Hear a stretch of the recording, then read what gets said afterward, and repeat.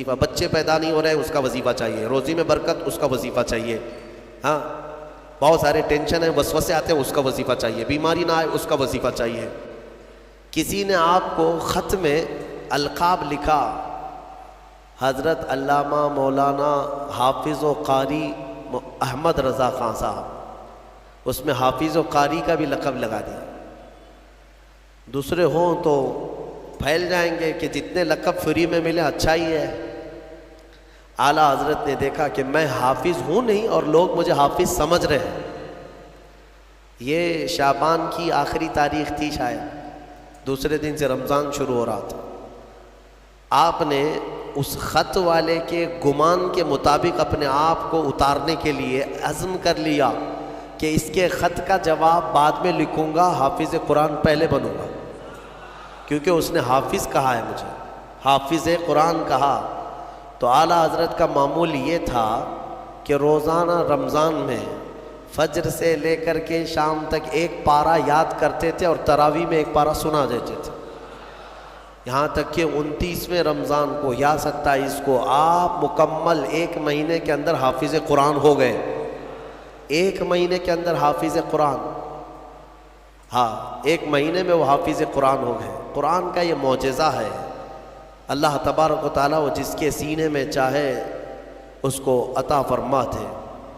میرے عزیزو، آج بھی بہت سارے ایسے بچے ہیں جو قرآن کو یاد کرتے ہیں، بہت بچپن میں ہیں اور ان کے ذہن کے دریچے ایسے کھل جاتے ہیں۔ آپ نے مولانا حارث صاحب کے پیچھے بھی تراویح پڑھی ہے، یہ ہمارے بھتیجے ہیں، انہوں نے تقریباً 4.5 مہینے میں پورا حفظ قرآن کیا، الحمدللہ انہوں نے بھی ایک ریکارڈ قائم کیا تھا، اور اپنے سبق کے دوران انہوں نے 29واں پارہ 2 دن میں پورا پارہ سنایا تھا، آدھا پارہ ایک دن یاد کر لیا۔ تو یہ اپنے کمال کی بات نہیں، یہ اپنے کسب اور اپنے ذہن کی بات نہیں، رب تبارک و تعالیٰ کی عطا اور فضل۔ امام اعظم ابو حنیفہ کے ایک شاگرد ہیں امام محمد،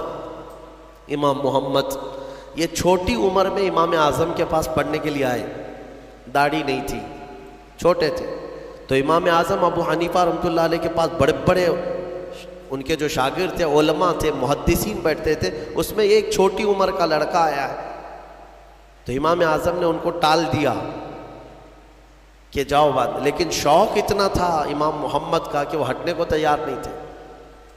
امام اعظم ابو حنیفہ نے ان کو ٹالنے کے لیے کہا کہ بیٹا میں انہی کو پڑھاتا ہوں جو حافظ قرآن ہوتے ہیں، تم حافظ ہو؟ کہا حافظ تو نہیں، حافظ بننے میں 2-3 سال لگ جائیں گے، جب تک تھوڑا سا جوانی آ جائے گی پھر سمجھ لے گا۔ کہا جاؤ حفظ کر کے آؤ، وہ گئے، 8 دن کے بعد پھر آئے امام اعظم کے پاس، کہا کہ حضور مجھے شاگردی میں لے لیجئے۔ کہا میں تم کو پچھلے ہفتے بھیجا تھا حافظ بن کر کے آنا، انہوں نے کہا میں پورا حافظ بن کر کے آیا ہوں 8 دن کے اندر۔ میرے عزیزو، یہ اللہ تبارک و تعالیٰ کی طرف سے انعام ہے، اور میرے آقا صلی اللہ تعالیٰ علیہ وسلم کا زندہ معجزہ ہے۔ اللہ تبارک و تعالیٰ اس قرآن پاک کی خوب برکتیں ہمیں عطا فرمائے۔ قرآن کو نہ چھوڑو اے میرے عزیزو، قرآن کو چھوڑ کر کے آج اس قدر گمراہی آئی ہے۔ وہ زمانے میں معزز تھے مسلمان ہو کر، آج ہم خار ہیں تاریک قرآن ہو کر، قرآن کو چھوڑ کر ذلیل ہیں ہم، قرآن کو چھوڑنے کی وجہ سے یہ ساری آفات ہیں۔ اور پچھلی قوموں کے بارے میں قرآن میں اللہ تعالیٰ نے فرمایا، اللہ تعالیٰ ان سے فرمایا خذوا ما آتیناکم بقوہ، ہم نے جو تمہیں دیا ہے وہ مضبوطی سے پکڑو۔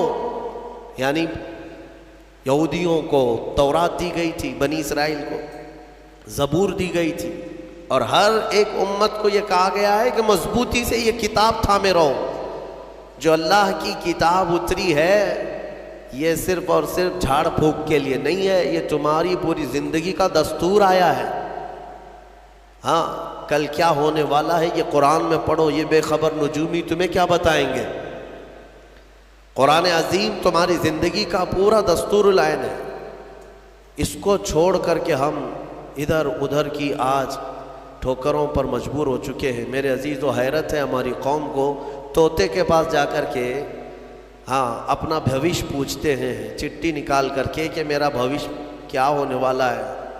وہ بھی سڑک چھاپ آدمی جو طوطا لے کر کے خود سڑک پر بیٹھا ہے، وہ لوگوں کا مستقبل بتا رہا ہے۔ ہائے، یہ اس کی بیوقوفی نہیں ہے، اس کے پاس جانے والے کتنے بڑے بیوقوف ہیں۔ مستقبل تمہارا بتا رہا ہے اور خود جو ہے سڑک چھاپ بنا ہوا ہے۔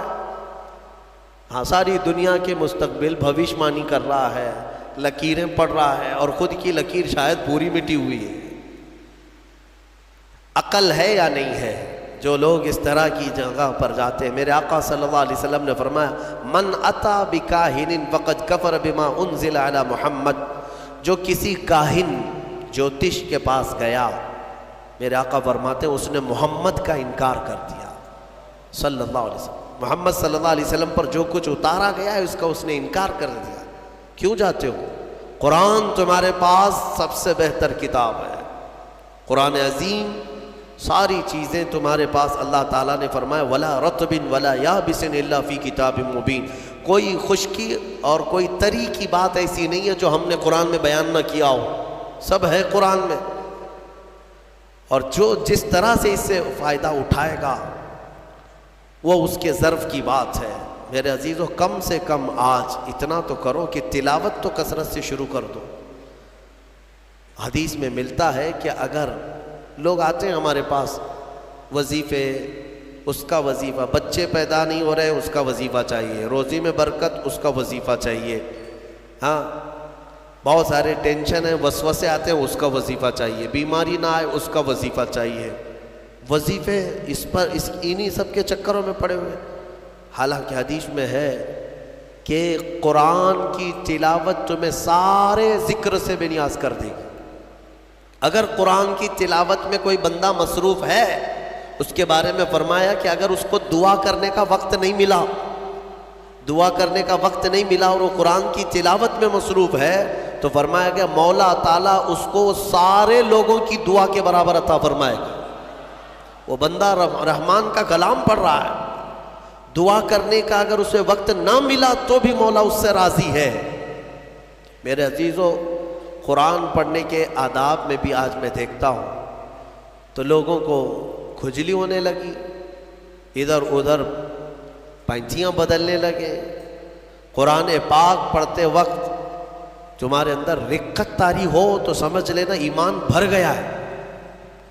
قرآن کی یہ صفت بتائی گئی وَإِذَا تُلِيَتْ عَلَيْهِمْ آيَاتُهُ زَادَتْهُمْ ایمانا۔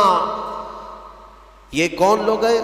جو اللہ تبارک و تعالیٰ کے پرہیزگار بندے کون ہوتے ہیں؟ ان کے بارے میں اللہ فرما رہا ہے کہ جب ان کے پاس قرآن کی آیتیں تلاوت کی جاتی ہیں تو ان کا ایمان بڑھ جاتا ہے۔ وَجِلَتْ قُلُوبُهُمْ، ان کا دل ہلنے لگتا ہے شوق سے اللہ کی بارگاہ میں۔ حضرت امام اعظم ابو حنیفہ رحمۃ اللہ تعالیٰ علیہ مغرب کی نماز کے لیے حاضر ہوئے، صرف قاری قرآن نے اذا زلزلت الارض زلزالہا یہ سورہ پڑھی، اتنا رونے لگ گئے، اتنا رونے لگ گئے۔ اس میں قیامت کا ذکر ہے کہ یاد کرو کس چیز کو؟ جب زمین ہلا دی جائے گی، وَأَخْرَجَتِ الْأَرْضُ أَثْقَالَهَا، اور زمین کے اندر کی ساری بوجھل چیزیں نکال دی جائیں گی باہر، زمین سب اگل دے گی۔ اور سورہ قاریعہ میں اللہ نے فرمایا یوم یکون الناس کالفراش، لوگ اس دن پتنگوں کی طرح ہوں گے، اڑ رہے ہوں گے۔ وَتَكُونُ الْجِبَالُ كَالْعِهْنِ، اور پہاڑ روئی کے پھاہے ہوتے ہیں، روئی کے اس طرح پہاڑ جو ہے ہواؤں میں اڑ رہے ہوں گے، پورے بڑے بڑے پہاڑ روئی کے پھاہے کی طرح اڑ رہے ہوں۔ اللہ نے قرآن پاک میں جو قیامت کے تذکرے فرمائے، امام اعظم ابو حنیفہ صرف سورہ زلزال پڑھتے رہ گئے، عشاء کا وقت آیا، عشاء پڑھی، پھر کھڑے ہو گئے، صرف یہی اذا زلزلت الارض زلزالہا اسی میں رہ گئے۔ اتنا روتے تھے، اتنا روتے کہ ان کی داڑھی سے آنسوؤں کا پانی ٹپ ٹپ ٹپ گرنے لگا مسجد کے اندر۔ آپ کی عمر اس وقت قریب 70 سال کی ہے، قریب 70 سال کی۔ میں بتاتا ہوں جس امام اعظم نے 4000 ختم قرآن کیے ہیں، 5 لاکھ حدیثیں انہیں یاد ہیں، 1000 سے زیادہ بڑے بڑے محدث شاگرد پیدا کیے، اور لاکھوں مسائل کا حل بیان کر دیا، امت پر اتنا بڑا احسان ہے۔ وہ امام اعظم ایک سورہ پڑھ کر کے رات کے وقت کیا کہہ رہے ہیں جانتے ہیں؟ ان کے ایک شاگرد ہیں مسعر، وہ کہتے ہیں میں رات کے وقت جا کر دیکھا میرے استاد ابھی تک کھڑے، مغرب میں جو گئے تھے ابھی تک کھڑے۔ آدھی رات گزر گئی تو وہ دروازہ کھول کر پیچھے کھڑے ہوئے تو امام اعظم ہاتھ پھیلا کر یوں رو رہے تھے اللہ کی بارگاہ میں کہ اے مولا، قیامت کے دن اگر ابو حنیفہ کی بخشش ہو گئی تو تعجب کی بات ہے، ورنہ مجھ جیسا آدمی بخشے جانے کے قابل نہیں۔ امام اعظم کہہ رہے ہیں میری بخشش ہو گئی تو تعجب کی بات ہے، جس نے 4000 ختم قرآن کیے ہوں، اور پھر یوں کہتے ہیں مولا میرے پاس بخشے جانے کے لائق کچھ ہے نہیں سوائے سفید داڑھی کے، اور تو نے فرمایا ہے کہ سفید داڑھی والے کو عذاب دینے میں مجھے حیا آتی ہے، مولا میری سفید داڑھی کو دیکھ کر مجھے معاف کر دے۔ یہ قرآن میں محو ہونے والوں کا انداز ہے، اور ہمارے ہاں برسوں ہو جاتے ہیں ہم خوف الہی سے نہ روتے ہیں نہ ہی ہمارے جسم ہلتے ہیں۔ ہمیں کس چیز کا غرور ہے؟ ہمیں کس چیز سے اطراء ہے؟ کیا ہے ہمارے پاس؟ دنیا کے جو سب سے اچھے لوگ تھے وہ صحابہ تھے۔ ایک بار وہ زور سے ہنس رہے تھے تو میرے آقا نے صرف ان کو اتنی بات پر پوچھا کیا تم سبوں نے قیامت کی تیاری کر لی؟ تو اتنی زور سے ہنستے کس بات پر؟ صحابہ ہنسنا بند کر دی، اور ہمارے حال یہ ہے نہ وضو ڈھنگ کا ہے، نہ قرات ڈھنگ کی ہے، نہ نمازیں ہو پائی ہیں، کچھ نہ ہو کر کے بھی ہمارا سینہ چوڑا کر کے ہم زمین پر گھوم رہے ہیں۔ اللہ کے خوف سے لرز جاؤ، اور قرآن عظیم کی تلاوت جو بندہ کرتا ہے کثرت سے، اللہ تعالیٰ کا وہ ایسا محبوب ہوتا ہے، ایسا محبوب کہ آپ دیکھنا موت کے وقت بھی اس کے چہرے پر نور طاری ہو جاتا ہے، ہاں اس کے لبوں پر مسکراہٹ ہوگی۔ قرآن کثرت سے پڑھنے والے کی روح آسانی سے نکالی جاتی۔ امام احمد بن حنبل بڑے امام ہیں، فرماتے ہیں نزا کیا وقت تھا ان کے، اور اس وقت سے کوئی باہر آتا نہیں، لیکن اللہ تبارک و تعالیٰ جسے چاہے موت کے منہ سے نکالے۔ ان کے ساتھ ایسا ہوا کہ قریب موت کا وقت آ گیا اور سانس جو ہے پھڑکنے لگ گئی، ہلکی ہلکی ہو گئی، لگتا کہ اب روح نکلے گی، تب روح نکلے گی۔ اسی اثنا میں وہ کہتے ہیں کہ شیطان قریب آ گیا، شدت کی پیاس لگی تھی، اور شیطان، کس کی بات کر رہا ہوں؟ امام احمد بن حنبل، شدت کی پیاس لگی تھی اور وہ پانی لے کر قریب آیا اور بار بار مجھے اپنی طرف بلاتا تھا، کیونکہ پانی کے لیے آدمی کہیں پر بھی چلا جائے۔ وہ کہتے ہیں کہ مجھے اندازہ تھا کہ یہ ابلیس ہے، مجھے بہکا رہا ہے، لیکن پانی کی خواہش بھی ہے۔ اور اس کے بعد وہ آپ سے بحث کرنے لگا کچھ معاملات پر، موت کے قریب، جبکہ بولنے کی طاقت بھی نہیں۔ تو اچانک ایک خوبصورت نوجوان آیا، اس نے گھونسے مار مار کر کے شیطان کو بھگا دیا۔ شیطان بھاگ گیا، ڈر کر کے بھاگا۔ امام احمد بن حنبل کہتے ہیں مجھے سکون ہوا، کم سے کم اس کی شرارتوں سے بچ گیا۔ وہ نوجوان اتنا حسین تھا، بہت خوبصورت تھا۔ میں نے اس سے پوچھا کہ میں نے تجھے زندگی میں کبھی دیکھا نہیں، تو کون ہے؟ وہ نوجوان کہتا ہے احمد بن حنبل، میں سورہ یاسین ہوں، جس کو تم روزانہ تلاوت کرتے تھے۔ اللہ نے مجھے آج یہ شکل دی اور اس ابلیس کو میں نے مار کر بھگایا کہ تمہاری نزا میں وہ تمہیں گمراہ نہ کر سکے۔ بہرحال یہ کیفیت ان کی ختم ہوئی، آپ نے یہ بیان کیا، پھر بعد میں دوبارہ آپ شاید نزا کے عالم میں گئے اور انتقال ہوا۔ لیکن میرے عزیزو، اندازہ کرو اتنے بڑے امام جن کا حال یہ ہے کہ لاکھوں حدیثوں کے وہ حافظ ہیں، ان کے ساتھ ابلیس اخیر وقت میں ایسے شدت سے گمراہ کرنے کی کوشش کرتا ہے، تو ہمارا اور تمہارا کیا حال ہوگا؟ اگر کوئی چیز اس وقت بچائے گی تو یہ اللہ کا کلام۔ یہاں تک کہ جب قبر میں دفن کر کے لوگ چلے جاتے ہیں تو قبر کے حالات بہت سخت ہیں۔ قبر بڑی چھوٹی ہے، ہم خود ہی کھودتے ہیں، جانتے ہیں کتنی قبر ہوتی ہے۔ اپنے مردوں کو آپ دفنا کر کے آتے، اتنی ہوتی ہے کہ کروٹ بھی نہیں لے پاتا مردہ، اور وہ بھی اس کو اتنا ٹائٹ کر کے نیچے پتھر یا اینٹ یہ ڈھیلے سب رکھ کر کے قبلے کی طرف کر کے اس کو بند کر کے آ جاتے ہیں۔ پتہ ہے کس قدر گھبراہٹ ہوتی ہے، بہت گھبراہٹ ہوتی ہے۔ یہ مت سمجھنا کہ مردے کو اب کچھ پتہ نہیں چلتا، یہاں تک کہ حدیث میں ہے تمہارے چلنے کے چپلوں کی آواز تک وہ مردہ سنتا ہے، بولنے کی آواز تو چھوڑے، چلنے کی آواز بھی وہ قبر میں سنتا ہے۔ ہر چیز زندوں کے کانوں سے زیادہ کان اس کے تیز سنائی دیتا ہے اس کو۔ اور جب لوگ چھوڑ کر کے جا رہے ہوتے ہیں وہ اس قدر گھبراہٹ کا شکار ہوتا ہے کہ اس تنگ و تاریک کوٹھری میں پہلی بار اس کو ڈالا گیا ہے، زندگی بھر کبھی اتنے چھوٹے گڑھے میں نہیں سویا۔ ہاں اب حضور پاک صلی اللہ علیہ وسلم نے فرمایا ہے، رشتہ داروں کو بھی کہا ہے کہ دفنانے کے بعد تھوڑی دیر بیٹھ جاؤ قبر کے پاس کہ اس کی گھبراہٹ کم ہو، لیکن کون بیٹھتا کون ہے؟ سب کو اپنی جلدی ہے، عزیز لوگ بھی نہیں بیٹھتے، نکل آتے ہیں، بھائی ہوں، باپ ہوں، بیٹے ہوں، سب نکل کر کے آ جاتے ہیں الا ماشاء اللہ۔ لیکن اس اندھیری قبر میں جب لوگ قبرستان سے آ جاتے ہیں، عجیب و غریب آوازیں مردے کو سنائی دینے لگتی، زمین ہلنے لگتی ہے اور دونوں جانب سے دباتی ہے زمین۔ میرے آقا صلی اللہ علیہ وسلم نے فرمایا ان ضغطۃ القبر حق، قبر کا جھٹکا دینا حق ہے، ہر ایک کے ساتھ ہوگا۔ صحابی رسول سعد بن معاذ کے بارے میں حضور نے فرمایا ان کو قبر دبا رہی تھی، قبر سب کو دبائے گی لیکن کچھ کو ایسے دبائے گی کہ ان کی ہڈی پسلیاں الگ ہو جائیں، اور کچھ کو محبت سے دبائے گی۔ لیکن فرمایا کہ قبر جو ہے اس وقت اندھیری اور پھر عجیب و غریب آوازیں، تنہائی الگ، کوئی نہیں ہے قریب، کوئی نہیں ہے۔ اس وقت کچھ لوگوں کی قبر میں ایسا ہے کہ اچانک ایک نورانی شکل کا نوجوان سرانے کے پاس آ کر بیٹھتا ہے اور کہتا ہے میں تیرا دوست ہوں، تو گھبرا مت، میں تیری دوستی نبھانے آیا ہوں۔ مردہ پلٹ کر کے دیکھتا ہے، پوچھتا ہے تو کون ہے؟ تو کہتا ہے میں اللہ کا کلام قرآن پاک،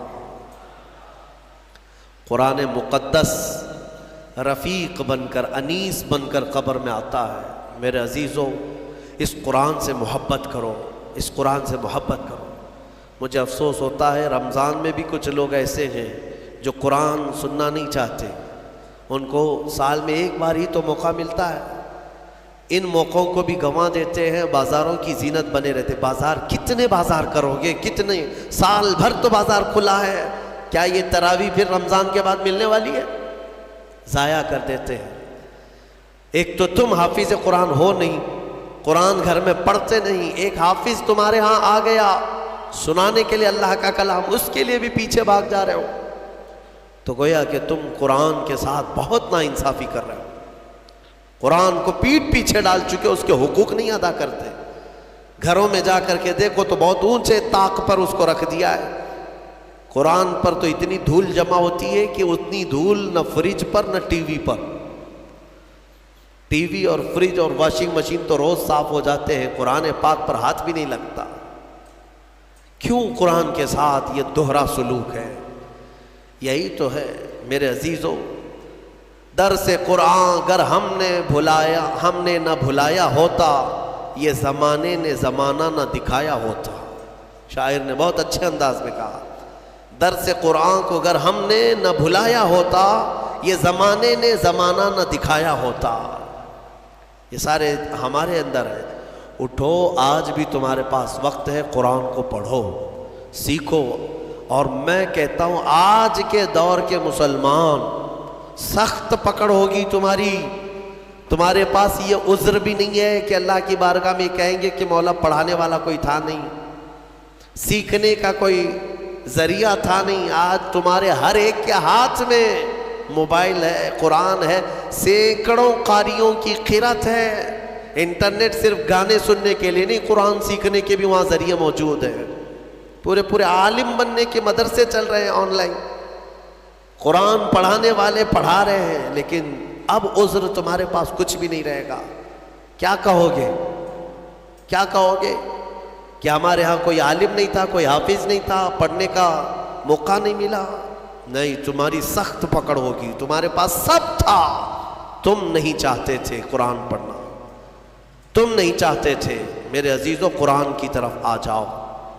میں آخر میں یہ بھی کہنا چاہوں گا کہ جو حفاظ قرآن ہو، میں اپنے متعلق نہیں کہہ رہا ہوں، اپنے متعلق نہیں کہہ رہا ہوں، دیگر جو بھی حفاظ قرآن ہیں ان کا ادب بھی بجا لائے۔ اللہ کا کلام ان کے سینے میں موجود ہے، اور آج یہ اس مصلی پر، اس محراب میں، اس سال کی میری آخری تراویح تھی۔ انبیاء اکرام علیہ السلام کی جو زبان تھی، قرآن میں اللہ نے فرمایا، وہی میں عرض کرتا ہوں ان کی سنت پر۔ لا اسألکم علیہ اجرا ان اجری الا علی رب العالمین۔ لوگوں، میں آپ سے اس خدمت پر 1 روپیہ بھی اجرت نہیں مانگتا، مجھے معاوضہ نہیں چاہیے آپ سب سے، میرا اجر رب العالمین کے حوالے ہے، میرا اجر اللہ رب العزت کے پاس ہے۔ مجھے آپ سب کی جو محبت ہے یہی کافی ہے، اور مجھے دعاؤں سے نوازیں، یہ میرے لیے بہت بڑا معاوضہ ہے، بہت بڑا تحفہ ہے، یہ میرے لیے بڑا ہدیہ ہے۔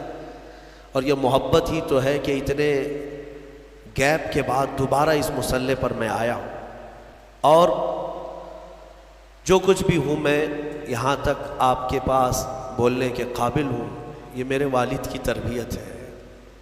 آئیں، آج میں اپنی اس آخری محفل میں، چونکہ پھر کل سے شاید آپ کے سامنے حاضری نہیں ہوگی، تفسیر کا جو درس پہلے رمضان سے چل رہا تھا آج یہاں پر ختم ہوا، اور ایسا نہ ہو کہ زندگی کا آخری ہو، اللہ تعالیٰ پھر سے موقع عطا فرمائے۔ میں آئیں، انشاءاللہ العزیز مولا کریم ہم سب کو آج کی رات معاف کرے گا۔ دعا کرتے ہیں جنہوں نے مجھے دعاؤں کی درخواستیں کی ہیں، ان سب کو بھی میں شامل کرتا ہوں۔ یا ربنا یا ربنا یا ربنا یا اکرم الاکرمین، مولا قدیر ہماری اس میں ان تمام محفلوں کو اپنی بارگاہ میں قبول فرما۔ پہلے رمضان سے لے کر آج تک جو تراویح پڑھا، سورہ فاتحہ سے لے کر مولا 30ویں پارے تک کے جتنے سورے ہم نے تلاوت کیے، اس میں جو غلطیاں، کوتاہیاں، کمیاں، بیشیاں ہوئی ہوں، اپنے فضل و کرم سے معاف فرما دے۔ اے رب العالمین، تجھے فضل کرتے نہیں لگتی بات، نہ ہو مایوس تجھ سے امیدوار۔ تو نے رمضان میں یہ حسین موقع دیے تھے، تیری اس مسجد کو ہم بھرتے تھے۔ مولا، اگر ہماری زندگی باقی ہے تو پھر سے رمضان عطا کر دے۔ ارحم الراحمین، قرآن عظیم کی تلاوت کو میں نے جو کچھ بھی پڑھا مولا خالص تیرے شوق میں پڑھا ہے، تیری رضا کے لیے پڑھا ہے۔ اے رب قدیر، مجھے ایمان کا اضافہ عطا فرما۔ جتنے لوگوں نے خلوص سے سنا ہے مولا، ان سب کو اجر عطا فرما۔ اور تفسیر قرآن جو آج تک کی محفلیں ہوتی رہیں، اس میں جو غلطیاں، کوتاہیاں ہوئی مولا، سب سے میں توبہ کرتا ہوں، مجھے معاف فرما دے۔ سننے والوں کو بھی معاف فرما دے، اور دور دراز سے کئی لوگ آن لائن سن رہے ہیں، محفلوں میں شامل ہوتے ہیں مولا، ان سب کی بھی مغفرت فرما دے۔ ارحم الراحمین، آج کئی لوگ تیرے دربار میں ہاتھ پھیلائے ہیں، کچھ محتاج ہیں، کچھ غریب ہیں، اپنے اپنے گھروں کی پریشانیاں، کچھ تو وہ ہیں جو بول نہیں سکتے۔ اے رب ذوالجلال، سب کی پریشانیاں دور کر دے۔ اے رب العالمین، پورے ہندوستان کے مسلمان اس رمضان میں پریشان ہیں مولا، جائیں تو کدھر جائیں، کس سے اپنے غم کی داستان سنائیں، سمجھ میں نہیں آتا مولا۔ حالات اس قدر بدلتے جا رہے ہیں کہ چھوٹی ذاتوں کے اور نیچ قسم کے لوگ تیری مسجدوں پر، تیرے اولیاء کے مزاروں پر اور مسلمانوں کی گردنوں پر راج کرنے لگ گئے ہیں۔